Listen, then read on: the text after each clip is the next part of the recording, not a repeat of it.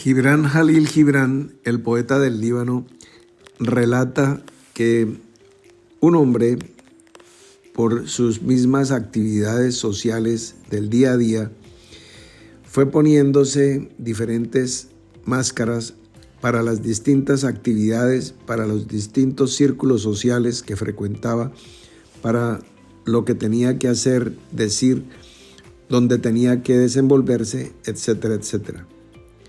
Se ponía máscaras para fingirse alegre en las fiestas o para fingirse sobrecogido y triste en los funerales. Se colocaba máscaras para aparentar intelectualidad, raciocinio, profundidad, concentración en auditorios, en conferencias, en clases. Entonces tenía la cara del intelectual, tenía la cara del buen amigo con los amigos, la cara del deportista en el deporte, y así iba teniendo diferentes máscaras para sus diferentes actividades de los días. Era máscara con los papás, máscara con su cónyuge, esposo o esposa, o para con sus hijos, etcétera, etcétera. El punto es que un día, después de haber escuchado alguna palabra, quiso reflexionar y encontrarse a sí mismo. Ya no se acordaba quién era. Toda una vida escondiéndose detrás de gustos, apetencias, preferencias que no eran ciertas, sino que la sociedad se las imponía, y que él, para ser aceptado por la sociedad, oía la música que era la de moda, porque era la que había que oír, porque si no sería un elemento extraño. Para ser igual a todos, entonces comía lo que los demás comían, o vestía la moda o los colores que los demás le dictaban, aunque a él no le gustaran. Cuando digo él, es la persona, pues este relato lo puedes aplicar para quien quiera que esté escuchando. Cuando quiso conocerse a sí mismo, ya no se acordaba cómo era. Y se puso frente al espejo y se miraba y diría: ¿será que esta es mi careta de búsqueda de mí mismo? Y bueno, es un relato imaginario que nos trae la lección de que tenemos que reencontrarnos, resetearnos y volver al punto de origen. Esto es lo que en sentido metafórico significa el regreso del hijo pródigo a la casa del padre. O sea, cerrar el círculo. Un círculo se empieza a trazar en alguna dirección, de derecha a izquierda o de izquierda a derecha, según como tú te muevas, y pues llega a juntarse el alfa con la omega, el punto del inicio con el punto del final. Entonces, cuando el Señor dice: yo soy el alfa y la omega, es justamente un solo punto, no son dos, es uno, donde se junta todo, donde se abre y todo se cierra. Entonces, les quería contar que hay en muchos lugares y en muchos museos de Europa una obra que pues, yo la vine a conocer en el Museo del Prado en Madrid. Es imagen que se repite por diferentes artistas y a través de diferentes siglos de la historia, y hay pues obras muy valiosas en todo el sentido de la palabra, por su valor artístico y su valor comercial, de muchísimos millones de euros. Y es una imagen que ha sido tomada de un texto muy antiguo de un escritor romano de los primeros siglos de nuestra era, que se llamó Valerius Maximus, y él escribió una obra que se tituló Hechos y Dichos Memorables. Acontecimientos del Imperio Romano que trascendían, y él, pues, como un cronista de la historia, los recopilaba y los transcribía, así como Salomón los proverbios. Entonces él también recopilaba dichos y algunos sucesos memorables. Escribe sobre una mujer que tenía por nombre Pero, así se llamaba Pero, y su padre se llamaba Simón. Es un extraño Simón, diferente de los que nosotros conocemos, como don Simón Guerrero, que era Simón con C, con la letra C, Simón. Bueno, este hombre Simón, por algún motivo, razón o circunstancia, fue a parar a la cárcel, y posiblemente con una sentencia extraña de un encierro absolutamente aislado de la luz del sol, y pues prácticamente condenado a muerte por inanición y por encierro total. Aislamiento sería la palabra. Él tenía una esposa que murió y una hija que era Pero, y esa hija había tenido un bebé que nació muerto. Muy bien, ahí ya les cuento el contexto de la historia. El hombre fue condenado a la cárcel y estaba allí, y pues los guardias lo colocaron en las condiciones de una mazmorra aislada, etcétera, pero por cuestiones del derecho romano, y que es hasta el día de hoy se estudia en todas las facultades de derecho, había la condición humanitaria, y una apelación permitió que este hombre tuviera diariamente la visita de su hija. Lo único era que tenía que ser esculcada en la entrada para que no fuera a introducir nada prohibido en la cárcel, incluidos alimentos. No podía llevar alimentos, ni armas, ni nada. O sea, una requisa total, como seguramente hasta el día de hoy se hace. Y el hombre todos los días se veía animoso y fortalecido. Y pues ya era una cosa, pues, como un misterio, porque llegó a pasar 4 meses de encierro donde solamente le daban agua. Y pues debería estarse muriendo ya de hambre o ya haberse muerto. Y no se moría, sino que estaba bien, vital. Pues observaron y le hicieron una pequeña labor de espionaje, y encontraron que la hija del señor Simón alimentaba a su padre de su propio pecho. El padre amamantaba, porque como la muchacha Pero había tenido un bebé que había nacido muerto, pues ella estaba lactando y tenía una provisión de leche, y la leche, entre más se le saque, más produce. Entonces este señor estaba tomando todos los días la leche de su propia hija.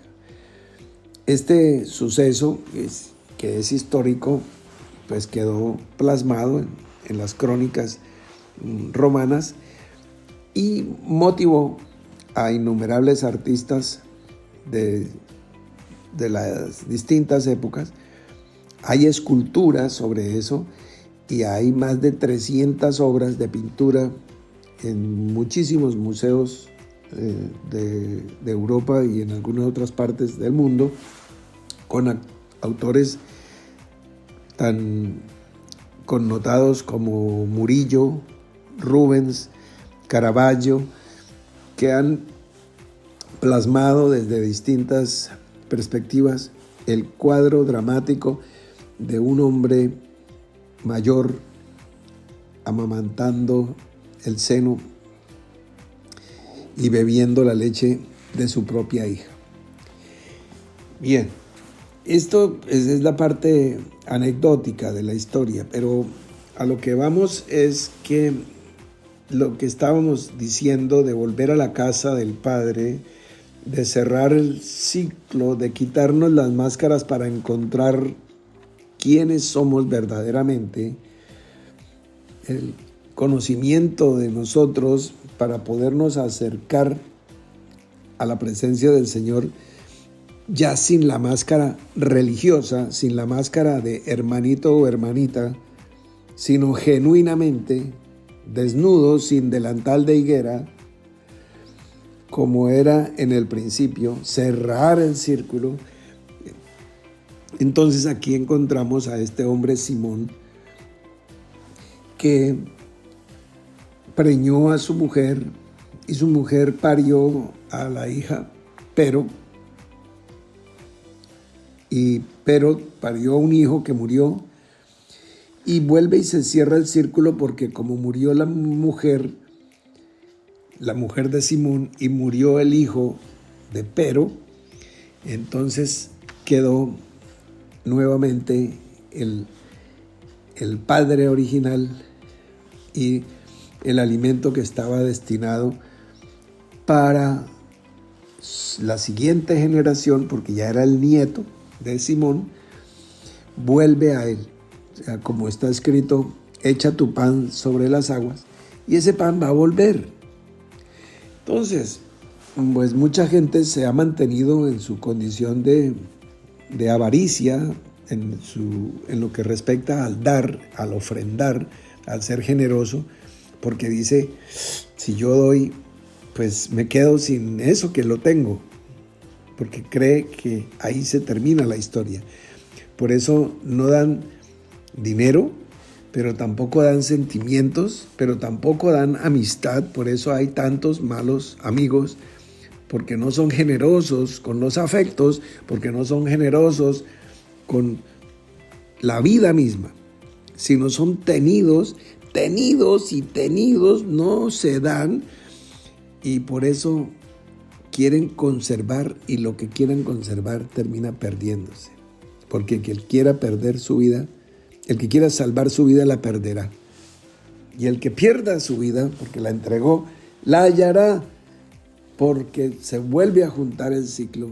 Y entonces, claro, parece una barbaridad. Uno dice, no, pero ¿cómo un padre va a tomar de la leche de su hija? No, mira el sentido que hay detrás de todo esto. Esta obra se ha titulado históricamente como Caritas Romana, que traduce exactamente eso, caridad romana. El juez que condenó a este señor Simón a la cárcel por el resto de su vida, conmovido por ese cuadro tan dramático de una hija alimentando a su padre,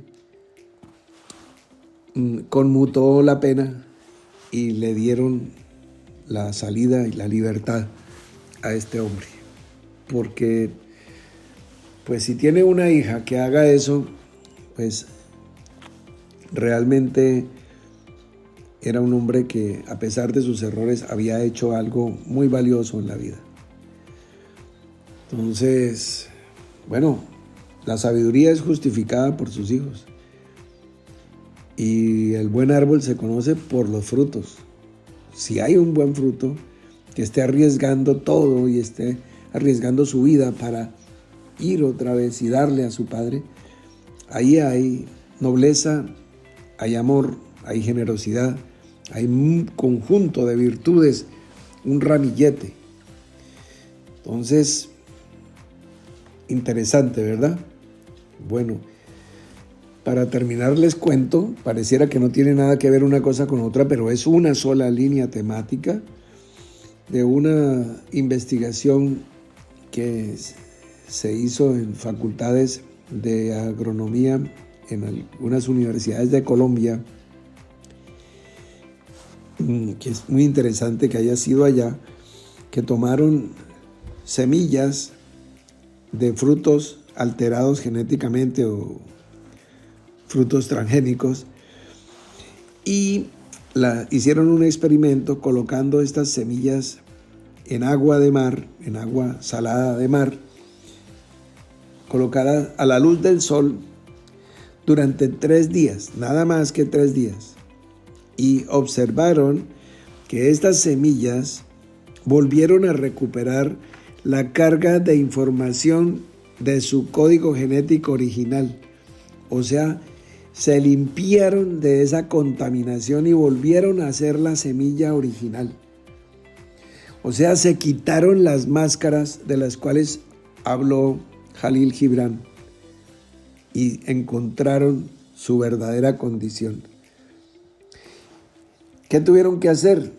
Pues colocar esas semillas bajo agua y a la luz del sol. El agua nos habla de la palabra y el sol nos habla de la presencia y de la regencia del Señor. Sol de justicia, llama a la Escritura a nuestro Señor y Rey. Entonces, mi querido amigo, mi querido hermano, compañero, compañera que me estás escuchando, con esto concluyo, para que se junte otra vez el padre amamantado por su hija, para que se encuentre el verdadero rostro detrás de tantas máscaras sociales, de tanta falacia y de tanta hipocresía que la sociedad te ha impuesto, porque desde los primeros años escolares te enseñaron a asumir posiciones de mentira, a responder con amabilidad cuando por dentro estabas con palabras de ira o de enojo o de insulto, para hacerte el amigo, para hacerte el esto o aquello, para simular lo que no eras, hasta que llega un momento en que te perdiste en el bosque de la vida. Y de pronto viene la pregunta, hey, ¿yo quién soy? ¿De dónde vengo? ¿A dónde voy? ¿Qué quiero? La única manera que tienes para vacunarte, para que no seas manipulado, ni usado, ni políticamente, y ni por ninguno de los venenos ideológicos, incluida la religión, el más tóxico de todos los venenos, el opio del pueblo, como lo dijo Carlos Marx, que así es. Entonces es que sepas bien, pues, las dos cosas primeras. Primero, ¿quién eres tú? Segundo, si hay un Dios, ¿y quién es ese Dios? El Dios no conocido. Tienes que conocerlo, tienes que encontrarle, ese que predicó Pablo en el Areópago. Claro, ese es el primero. En latín es el ignotos theos, el Dios desconocido. Entonces, bueno, ahí lo tienes. Cuando conozcas quién eres tú y quién es ese Dios, pues te he dicho desde el principio, no te comas lo que yo te estoy dando hasta que lo hayas probado, experimentado. Y entonces ya puedes unir esos dos puntos triangulando con qué tipo de relación vas a iniciar con ese Dios. Yo te planteo, yo te propongo, yo te presento todo esto y eso será saludable para ti. Eso es salud integral, eso es sano mentalmente. De resto, es tener una cabeza llena de adoctrinamiento, llena de amaestramiento para responder amén cuando se dice cuántos le dan la gloria a Dios. Pero ¿qué es eso? O sea, yo tengo una perra que ya le enseño a decir sit para darle sus galletas y ella se sienta. Pero eso es una forma de adoctrinamiento. Y no quiero eso ni para ti, ni Dios tampoco lo quiere para ti. Dame, hijo mío, tu corazón. No dice, dame, hijo mío, tu obediencia como un perro amaestrado. Nunca lo ha dicho y nunca lo dirá. El Dios desconocido que te estamos revelando por las mañanas y por las noches no dice eso. Llegarás, sí, a una obediencia, pero con una alegría. Serás un dador alegre, dador de no solamente de bienes materiales, sino dador de sonrisas, dador de abrazos, dador de obediencia, porque te nace, porque es natural, porque te encontraste y ese eres tú, un hijo, hija de Dios, no un feligrés. Mis queridos amigos, los dejo con esta sencilla reflexión. Les deseo dulces sueños.